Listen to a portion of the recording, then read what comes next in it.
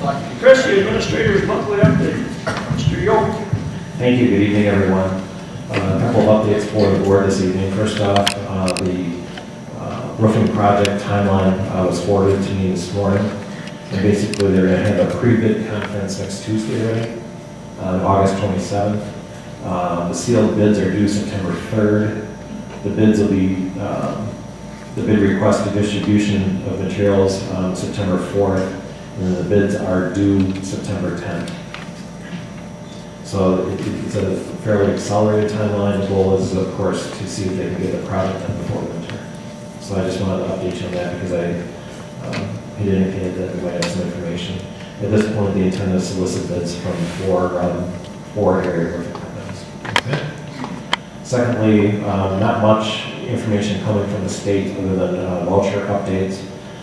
48 schools were approved as voucher schools since our last meeting, so those approvals were announced on August 1st.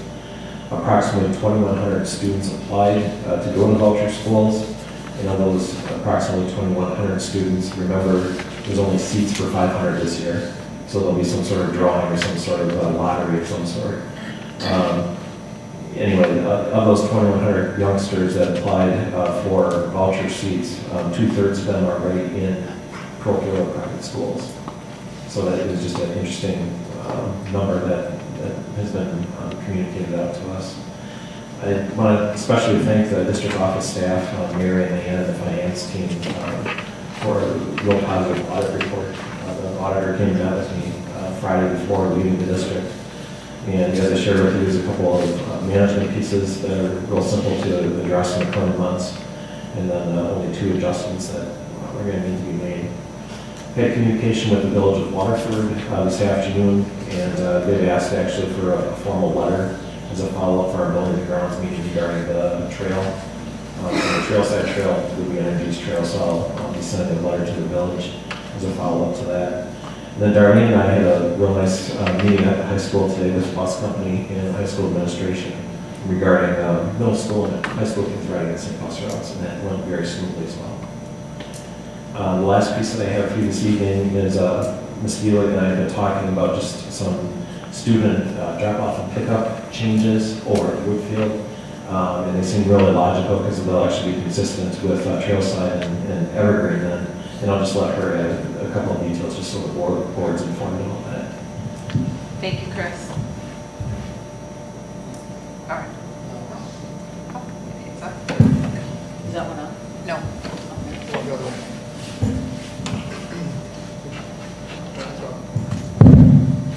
There we go. Very good. All right. Thank you, Chris.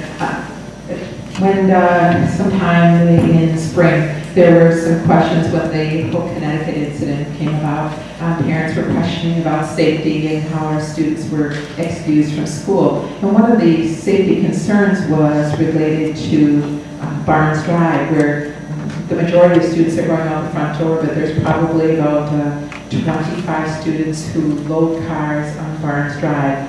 And there was a concern about the safety, and there's been a concern for a long time about people, students walking between cars, walking on the opposite side of the road to load in the car, people making U-turns, high school students driving in that area. So there's always been a concern. And when the safety issues came up, it was related to how do we know what cars the students are getting into, because there's not adult supervision in that area, although it's on the playground in the front of school.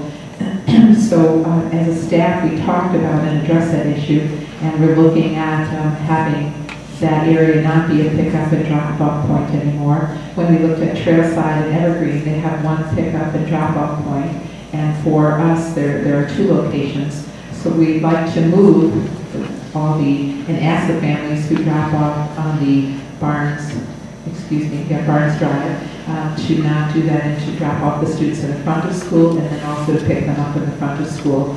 I know that it's going to cause an inconvenience in terms of time because they're going to get in a little bit more of the traffic, and the lines can be backed up a little more. And I've timed the dismissal procedure, and from the people starting for pickup to ending, it's about 7 minutes. Excuse me. So it's probably going to end up being about 10 instead of 7. And I know the convenience of dropping them off and not being in the traffic will probably be a concern. And I wanted you to be aware, because it might come to you as a concern, that why are we doing this? But again, for the safety of students and supervision and keeping them all in the same area where the supervisors are, we thought that was best. So if you have any other thoughts and ideas, I'm open to that, and or any other suggestions. Sounds like a right correction. Okay. I know I've talked to when we had Officer Friendly and when the grant was here in Waterford for the safe routes to school, asking for signage in that area. I repeatedly asked for that over the years, but that has not transpired. And again, to put no parking in that area because of the high school soccer fields, the baseball fields, I know that's not going to be a possibility, and there's a lot of traffic. So if I have your support, we'll move forward on that. Unless any other thoughts? I just got one question. Sure. How far do the cars come into Woodfield at the end of the day? The whole drive in front? Do they stop at the one that goes north on Barnes? Where do the kids, how far do you allow them to go northwards past the school doors? They go, I mean, when they exit? Is it just the concrete area there on the walkway? um, So you have all the people coming in on the south side, coming around the loop. Yes? From the loop, you've got the concrete in front. Mhm. At the end of the concrete on the north side, you've got the other drive going out to Barnes, right? Yes, and people exit on that driveway. Okay, so when they come in, they don't exit back out to Wayne Park, they exit out which way? Some do on Wayne Park and some go on to Barnes. Okay. Would it be better to close that exit off on the Barnes at that time of the day, so you only can come in and go out on Wayne Park? Meaning, if you've got cars going that way and cars going that way, it creates the issue, and if you could close that off, you could use the entire loop to fit more cars in, because now if you've got another 20, 30 cars, then you're backing up Wayne Park going to the south. If you could fit more people in the whole loop right there, and not allow them to go on Barnes at the end of the day. We'll have to take a look at that. And, Just cone it off at the end of the day, and let, therefore the kids can go anywhere on the grass to get to their car that's waiting around that entire loop. well, they only cross at the loop. They only cross at the crosswalk. We have someone there who crosses everyone, so they don't cross in any other area but the crosswalk area. So they're not going between cars. So are you talking about? I'm saying no, I didn't go between cars at all. I mean, there's no reason to Right. cross. If your parents are up along the the building? building, Yes, right?